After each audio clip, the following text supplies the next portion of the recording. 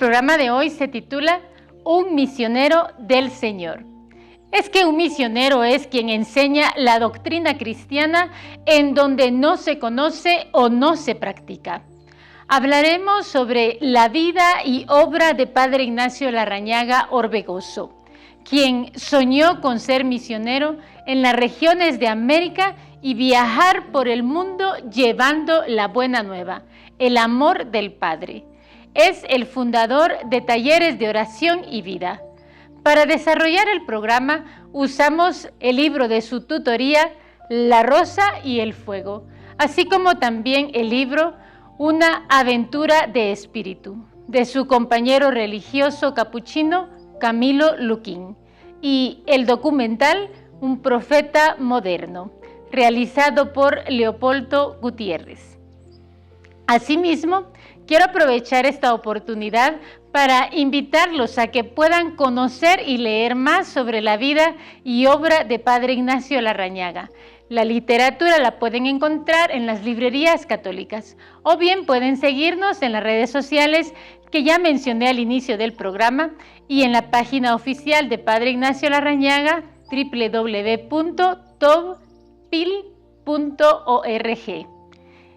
Ya que en este programa solamente estaremos dando algunas pinceladas. Padre Ignacio nació el 4 de mayo de 1928 en España.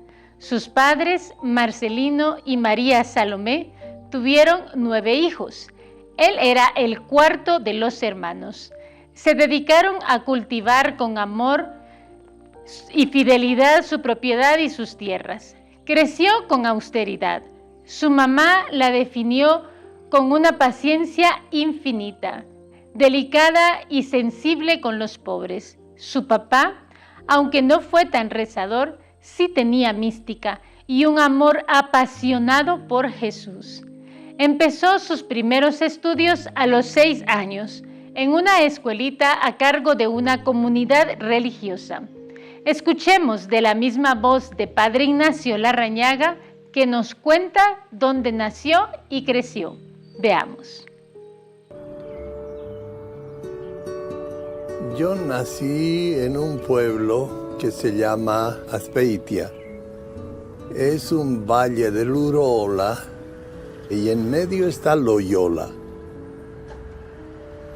En uno de esos caseríos nací yo. Decía mi madre que era cuando en Loyola las campanas estaban tocando a la misa de las flores y que en ese momento yo nací.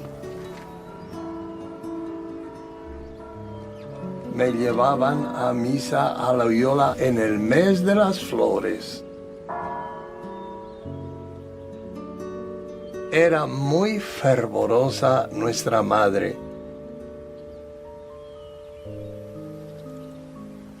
Aquí fue la guerra. Venía el ejército franquista, lo conquistaban los rojos y se instalaban aquí. Después al revés. Venía el ejército rojo, expulsaban a los franquistas y se instalaban aquí. El movimiento era todo aquí. Los camiones y soldados alemanes de Hitler, aquí. Son recuerdos vivos que ahora mismo pudiéramos estar viendo ahí. Padre Ignacio era tímido y audaz al mismo tiempo, idealista y soñador, romántico, persistente, con espíritu de piedad, solitario y un tanto impaciente. Su lengua materna era la euskera, la lengua de los vascos, y no hablaba el castellano, sino hasta que fue creciendo y lo aprendió en la escuela. Desde pequeño fue muy perseverante.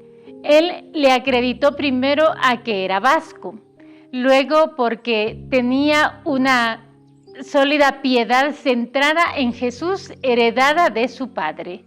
Donde vivían frecuentemente era visitado por pordioseros. De su mamá heredó la convicción de que los pobres eran el reflejo e imagen de Jesús viviente, ya que ella no los dejaba pasar sin socorrerlos. Uno de esos pordioseros que visitaba en la región influyó en la decisión de Padre Ignacio de ser religioso, ya que éste hablaba de su seminario y de su vocación religiosa que a Padre Ignacio lo cautivó. Ingresó en el seminario a los 12 años y pasó 4 años sintiéndose extraño en el lugar. Como no hablaba bien el castellano, su rendimiento escolar no era bueno, pero aún así, nunca se le ocurrió abandonar el seminario. Le ayudó mucho su amor por Jesucristo que le heredaron sus padres. A los 18 años entró en un convento capuchino. Vestía un hábito café con esclavina ceñido por el cordón franciscano. En esta residencia se sentía muy bien acogido por sus superiores y profesores. Su rendimiento escolar fue satisfactorio y contribuyó a aumentar su autoestima. Soñaba en convertirse en un moderno apóstol influido por San Francisco de Asís. Imaginaba viajar de país en país, de continente en continente, con la ilusión de ganar el mundo para Cristo. Vean qué curioso, lo logró. A los 21 años ingresó en el noviciado de la Orden Capuchina, donde tuvo la influencia de uno de sus maestros para tener ese espíritu contemplativo y de ardiente oración que lo caracterizó. Vean cómo es de interesante el impacto que tenemos de nuestros padres y maestros, así como de quienes optamos por imitar o admirar. En su juventud anhelaba estudiar teología, pues pensaba que allí encontraría el misterio de Dios, pero fue lo inverso, y su espíritu se fue enfriando. Se animó a confesarlo a uno de sus profesores, y éste le contestó: «Sea humilde y pida el espíritu de sabiduría». Fue allí donde le surgió un principio que nos lo heredó. Una cosa es la palabra Dios y otra cosa es Dios mismo. Dicho de otra forma, nadie se quema con la palabra fuego. A Dios se le llega a conocer en el trato personal y en la noche de la fe. Pongamos atención a lo que nos dice Padre Ignacio Larrañaga sobre estudiar teología. Veamos. Pamplona era la teología. Yo ya tenía 21 años o así. Creía que con la teología se me abrirían nuevos mundos espirituales. Y me encontré que aquello era una teología escolástica, fría, de raciocinios, de lógicas aristotélicas, tomistas y todo esto. Y yo íntimamente sentí una decepción. Pero conseguía en la biblioteca libros de Dostoyevsky, Paul Sartre, Unamuno, sobre todo Kierkegaard, porque este era místico también, pero era filósofo al mismo tiempo, danés. Me formé en esas cosas calladitamente. San Pablo me fascinó desde el primer momento.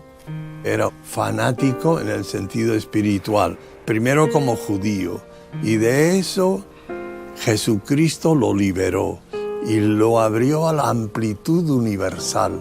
Paganos y judíos y todos aquí para Jesucristo. Por años y años y años, mi relación en la oración era con Jesucristo, que yo había aprendido o descubierto en Pablo. El padre Larrañaga fue un cumplidor estricto de la disciplina comunitaria leía y meditaba las cartas de San Pablo, especialmente Efesios, Filipenses y Colosenses. Una de las costumbres de la orden capuchina donde estaba integrado era levantarse a la medianoche a rezar los maitines y los laudes. Eso para él fue mortificante. En esa época, al regresar a su celda, tenía la costumbre de contemplar el cielo estrellado y escuchar a los ruiseñores a través de una pequeña ventana de su celda. Y fue que tuvo algunas vivencias de estar con Jesús sin palabras, solos. No fue partícipe de tener un director espiritual o contar a todos sus secretos de Dios, quizá por su personalidad tímida y retraída. Tuvo dos fuerzas que embriagaron su juventud y también durante toda su vida. Una fue la amistad divina y la otra la música. Fue director del coro de estudiantes teólogos. Cuando tocaba el piano y después el órgano y se ponía a improvisar, sentía que volaba más allá de las galaxias, tal como les pasa a los iluminados en las artes. Antes de ser ordenado, tuvo miedo a la mediocridad, el temor a ser alcanzado por la rutina, la que se fue disipando en la medida en que se acercaba la fecha de su ordenación. Soñaba con ayudar a los pobres, así como el espíritu de Jesús pobre y humilde. Soñaba con atravesar el océano, a misionar en países de América Latina, y ese sueño nunca lo abandonó. Fue ordenado sacerdote capuchino el 21 de diciembre de 1952, cuando tenía 24 años, y continuaba soñando en misionar. Entonces dijo: la vida y los años le enseñaron a no forzar nada. Los grandes valores de la vida son la paciencia, la firmeza y la fidelidad. Por su gran talento fue enviado como organista durante 2 años a la iglesia Nuestra Señora de Lourdes en San Sebastián y luego 4 años en San Antonio de Pamplona. Cuando tenía 29 años, tuvo una experiencia infusa denominada gratuidad infusa extraordinaria, donde todo quedó paralizado. Locura de amor, silencio, lo que pudo durar 1 segundo o 5, pero dicha vivencia quedó grabada en su alma. No hubo movimiento ni espacio. Sintió que el Padre es la inmensidad. Percibió que el espacio desaparecería y que estaba unido a la creación. Esa experiencia, dice, tiene las siguientes características. Es repentina, desproporcionada la preparación que el alma tenía, es decir, que no tenía ninguna preparación. Es infusa o invasora, es como que viene de afuera invadiendo, infundiéndose. Es una experiencia infusa de Dios. Es vivísima, se da una sola vez en la vida, pero sus efectos se prolongan a lo largo de la vida. Aquí es donde instituyó su versión del primer mandamiento que menciona en los talleres de oración y vida: dejarse amar por Dios. Escuchemos qué nos dice Padre Ignacio Larrañaga sobre esta experiencia que marcó su vida. Dentro de la lógica humana hay cosas que Dios hace y no se comprenden. A Él gratuitamente se le ocurren cosas y cuando menos lo esperas, te sorprende con una gracia infusa extraordinaria. A consecuencia de esa visita se explica todo lo que hice después a lo largo de mi vida.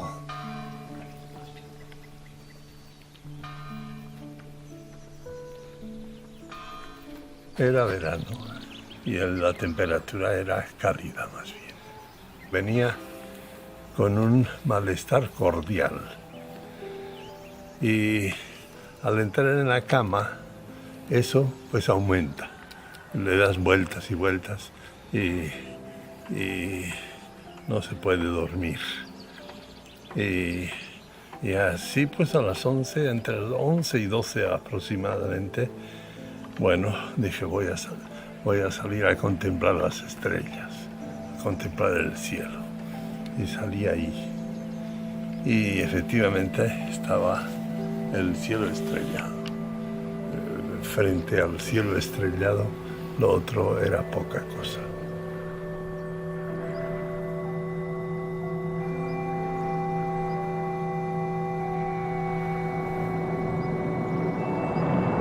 Un deslumbramiento que abarcó e iluminó el universo sin límites de mi alma.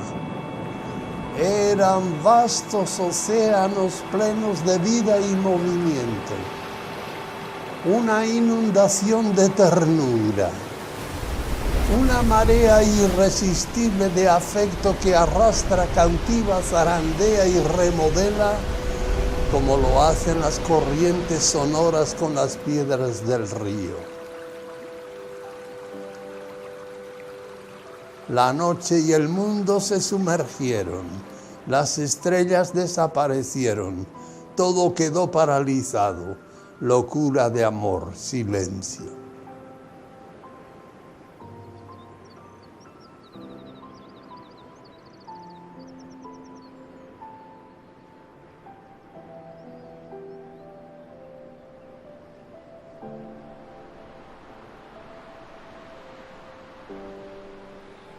Estas cosas suceden una sola vez en la vida generalmente, pero te dejan marcado hasta la muerte y más allá. Y así sucedió conmigo.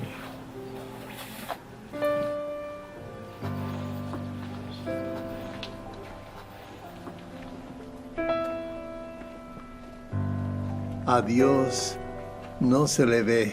Dios no es forma, materia, es persona, es una presencia absoluta, presencia, simplemente presencia. Él es en la totalidad del verbo ser, en su plenitud, integridad y superficie. Él es. Luego de esa experiencia se notó más paciente, fortalecido y en paz, respondiendo al amor con amor. Y fue entonces el punto de partida para crear sus principios, como el abandono, dejarse amar por Dios. Cambió su forma de orar, de sentir el mundo, a las personas y a los acontecimientos. Como organista era admirado, pues le permitía expresarse a través de la música que tocaba. Pese a que no tuvo estudios profesionales en música, le ponía, como en las demás cosas de la vida, pasión y poesía. De esta manera, cautivaba a quien le escuchara, incluso al organista titular de la Catedral de Notre Dame en París, que tuvo la oportunidad de escucharlo. Luego de insistir a sus superiores, le permitieron irse a Chile de misión. Salió el 16 de agosto del año 1959, en barco desde Barcelona a Buenos Aires, Argentina. El viaje tardó 16 días, luego tardó 18 días más para llegar hasta Chile. No se muevan, en un momento regresamos.